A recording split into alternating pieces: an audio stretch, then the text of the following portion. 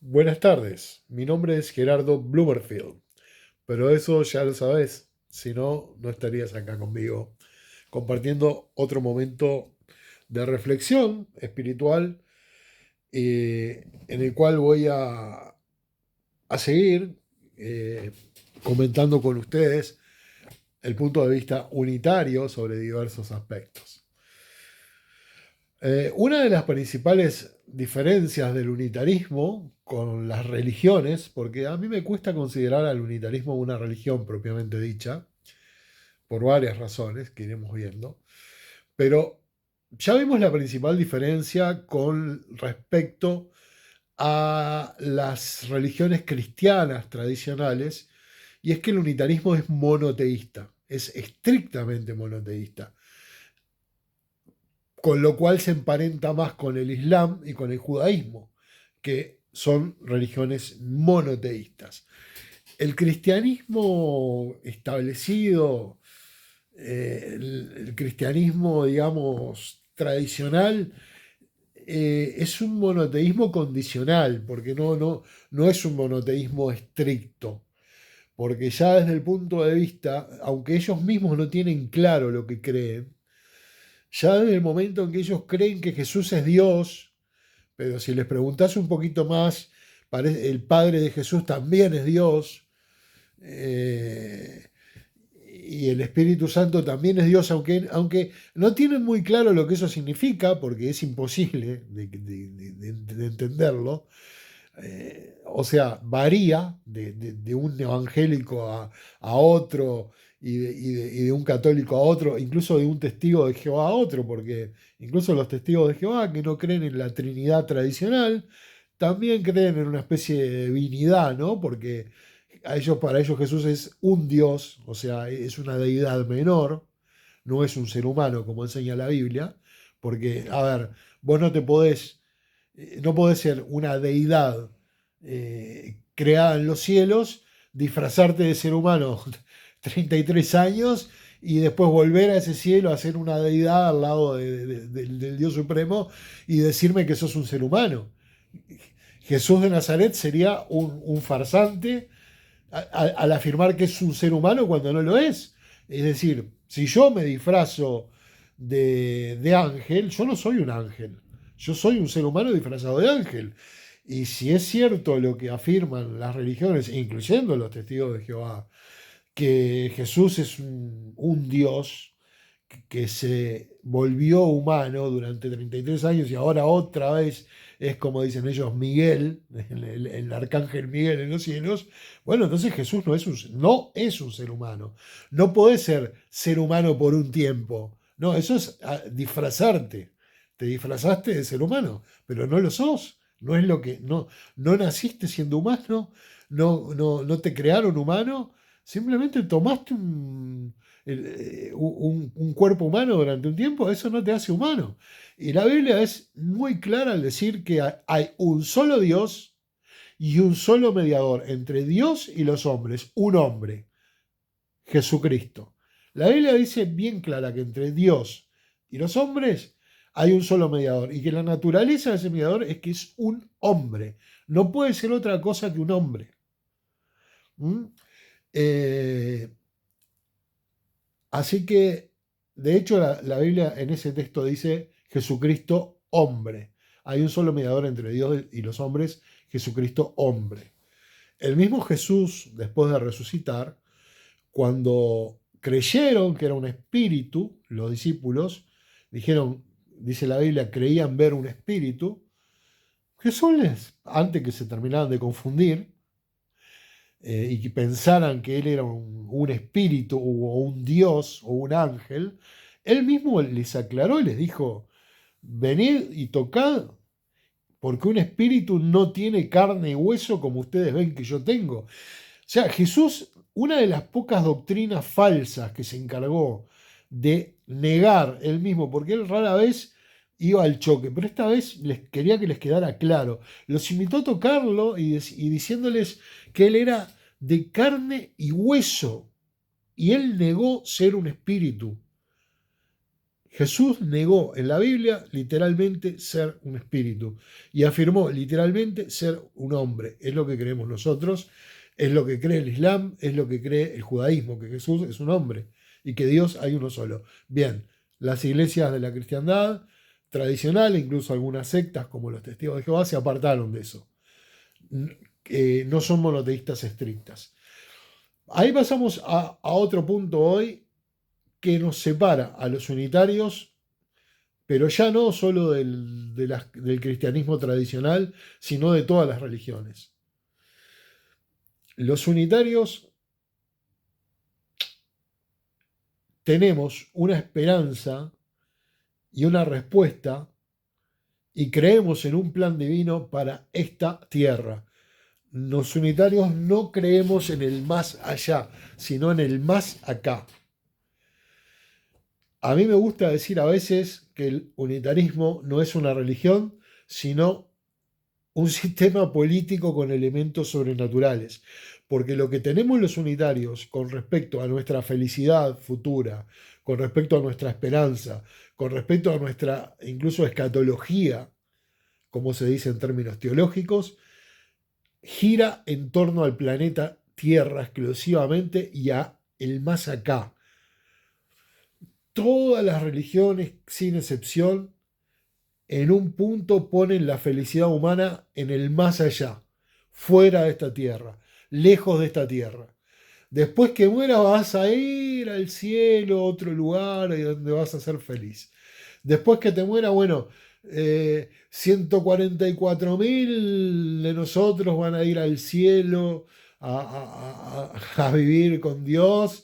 Y bueno, los que eran los tercermundistas, algunos van a quedar en la tierra plantando granjas, este, porque bueno, porque tuvieron el problema de nacer en países que no eran europeos, ¿no? Como creen algunos. Eh, la realidad es que la esperanza de la Biblia es una sola para toda la humanidad. No hay dos clases de salvaciones.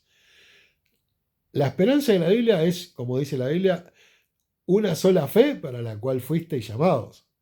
Hay una sola esperanza, hay una sola vida eterna, y es como la entendió el pueblo judío históricamente y los primeros cristianos.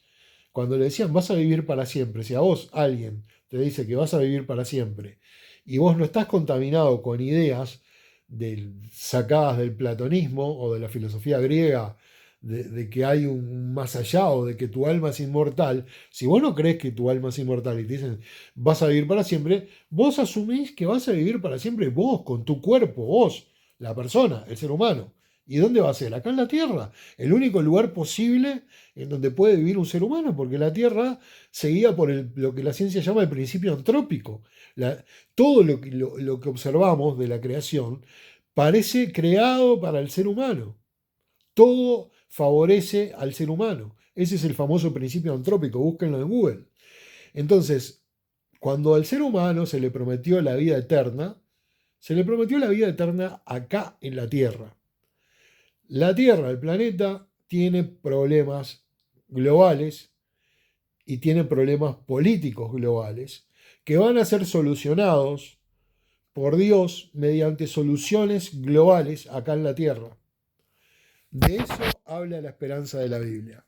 Soluciones globales para problemas globales, mundiales de la Tierra. Y la solución que ofrece la Biblia sigue siendo la misma desde el Antiguo Testamento hasta el Apocalipsis, que es un gobierno mundial. Un gobierno mundial que desde Israel va a iluminar al resto de la humanidad, como dicen todas las profecías del Antiguo Testamento. Va a haber un gobierno mundial con sede en Jerusalén que va a iluminar el resto del planeta Tierra, como esa profecía que dice, vengan y vayamos a la montaña del Dios de Jacob, o 10 hombres agarrarán la ropa de un judío y dirán, iremos con ustedes porque Dios está con ustedes. Esa era mesiánica en la que los judíos siempre han creído. Nosotros los unitarios también la creemos y los antiguos, los cristianos primitivos la creían. De hecho, uno de los primeros grupos unitarios registrados en la historia son los monarquianistas del siglo II, que seguían ese cristianismo original y les llamaban monarquianistas porque creían que iba a haber un reino de Dios desde Israel para el resto de la tierra. Por eso les decían monarquianistas. Estamos hablando del siglo XII. Ya, imagínense la antigüedad. Y creían lo mismo que creemos los unitarios ahora. Entonces, ese reino va a estar en manos del Mesías que se le prometió a Israel. Y ese Mesías es un ser humano. Jesucristo va a ser un ser humano gobernando, un descendiente de David, un descendiente de Abraham, un descendiente de Jacob y sobre todo un descendiente de David, gobernando desde el trono de David en Jerusalén al resto de la humanidad. Ese ser humano, descendiente de David, que va a gobernar desde Jerusalén al resto de la humanidad, nosotros creemos, igual que los primeros cristianos, que es Jesús de Nazaret, de la tribu de Judá, descendiente de David, ser humano elegido por Dios para gobernar. Ser humano que va a gobernar desde acá, desde la tierra. Tierra a la cual Él, después de resucitar, después de morir y resucitar, prometió volver. Él está momentáneamente en los cielos, oculto de la vista de nosotros, pero Él prometió volver a la tierra donde va a vivir para siempre junto a nosotros, gobernándonos. En esto crecieron los judíos históricamente siempre. No había otra fe. Y en esto creían los cristianos primitivos. De hecho, la última pregunta que le hicieron a Jesús es, después de que Jesús estuvo 40 días enseñándoles, resucitado, la última pregunta que le hicieron es, Señor, ¿estás restaurando el reino de Israel en este momento? Y Jesús no le dijo, mira, no entendieron nada, tontos. No los corrigió, les dijo, no les corresponde a ustedes saber los tiempos. Eso fue lo que le dijo, que el Padre ha puesto en su jurisdicción. Le dijo, lo del reino de Israel, sí. Restaurar a Israel, sí. Pero a ustedes no les corresponde saber cuándo. De hecho, no sabemos cuándo va a volver Jesús a gobernar. Así que la enseñanza de la Biblia es clara. La enseñanza de la Biblia es un hombre, a quien se llaman las Escrituras el Mesías, un ser humano de carne y hueso, va a gobernar la tierra desde la casa de Israel, desde Jerusalén, va a gobernar todo el planeta Tierra. Y nosotros, los unitarios, al igual que los cristianos primitivos, creemos que ese ser humano que va a gobernar la tierra es Jesús de Nazaret, el cual murió por temas que vamos a ver en otro video, tuvo que morir, fue resucitado, recreado, creado de nuevo, como ser humano de carne y hueso, y va a volver a la tierra a ocupar su trono, un trono literal, se va a sentar y se va a poner a gobernar, va a ser un gobierno mundial, va a ser una solución política y nuestra esperanza es acá. ¿Va a haber vida eterna? Sí, va a haber vida eterna, acá, para todos, acá en la tierra. No va a haber un grupito selecto de ungidos que van a ir, ellos sí, al cielo, porque justo nacieron en determinada región geográfica y en determinado año. No, eso no es necesario. El gobierno va a ser acá en la tierra. Cristo y su iglesia va a gobernar la tierra. Eso es lo que dice la Escritura. Van a ser, dice Apocalipsis, reyes sobre la tierra. Eso es lo que dice la Escritura. 2 veces dice el Apocalipsis que van a gobernar sobre la tierra. Jesús y sus reyes. Y nos hiciste reyes sobre la tierra. Y se va a poner orden, porque se va a reinar bajo los preceptos y mandamientos de Yahvé, el único Dios verdadero. Y una vez que la tierra esté en orden y en paz y no haya guerras y se solucione, que va a llevar 1000 años, según la Biblia, un gobierno milenario, entonces Jesús mismo va a entregar ese gobierno a su Padre, a Dios. Y ahí es que la Tierra va a volver al plan original de Dios. Un planeta habitado por seres humanos inmortales por toda la eternidad. Acá debo confesarles que la Biblia no dice nada al respecto, pero yo tengo eh, la idea de que el universo es muy grande y hay muchos planetas que yo entiendo que están a medio hacer. Para mí Marte es un planeta que está ahí, solamente que no está preparado. Marte es un planeta que con la atmósfera adecuada podría ser una segunda Tierra. Lo mismo podríamos decir bueno, de Júpiter, de Saturno, no sé. Podríamos decir, los planes de Dios para esos planetas no lo sabemos. No, no lo sabemos. La panspermia dirigida, antes de que alguno se ponga a reírse de esta especulación mía, hay un concepto científico que se llama panspermia dirigida, pueden googlearlo, implica que las razas inteligentes tienden a eh, eh, multiplicar, digamos, la vida por el universo, sienten la necesidad de hacerlo. Y esto es exactamente lo que hace Dios. La Biblia habla de la Tierra. Yo supongo que una vez que la Tierra se llene, quizá Dios vaya preparando otros planetas para que nosotros mismos, con nuestras capacidades, ¿por qué no? Nos permitió llegar a la Luna, ¿por qué no? Con nuestras capacidades nos permita ir viajando y llenando otros planetas, quizá. Pero bueno, eso es un tema filosófico mío, que lo he meditado, estoy hablando de miles de años en el futuro, pero que es lindo de pensar, ¿no? Pero por lo pronto la Biblia se centra en esta tierra, en este planeta. La esperanza es acá. Y a eso la Biblia le llama el reino de Dios. Hay partes que en vez de llamarlo el reino de Dios, como antiguamente no se decía la palabra Dios por respeto, hay textos bíblicos que en vez de reino de Dios lo llama el reino de los cielos. Y hay muchos que cometen el error de creer que cuando dice reino de los cielos significa que está en el cielo. No, no, no, no, no. Cuando la Biblia habla que algo es de los cielos, quiere decir que es de Dios. Fíjense cuando Jesús les pregunta a sus adversarios, ¿el bautismo de Juan era de los hombres o de los cielos? Ese mismo texto en otro evangelio dice Jesucristo, ¿el bautismo de Juan era de los hombres o de Dios?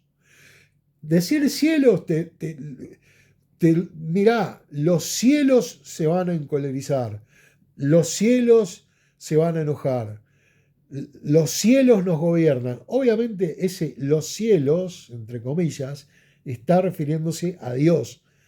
Los cielos, ¿qué son? No son nada los cielos, son algo, son una cosa.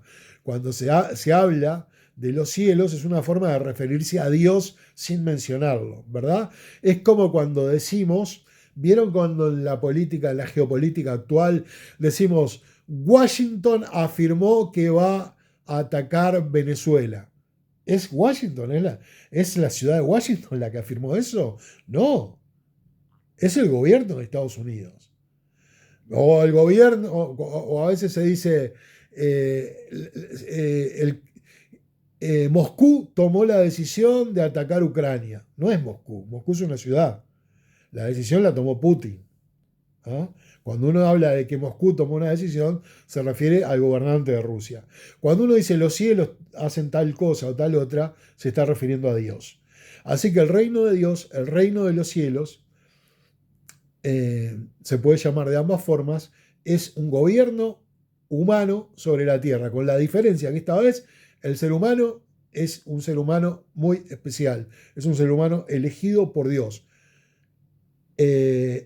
engendrado por Dios, seleccionado por Dios. Y como vamos a ver en algún video futuro, probablemente hasta con cierta modificación genética por parte de Dios, tras un proceso de miles de años de purificación de una línea genética para llegar a lo que podía ser un ser humano 100% adecuado para gobernar un planeta entero.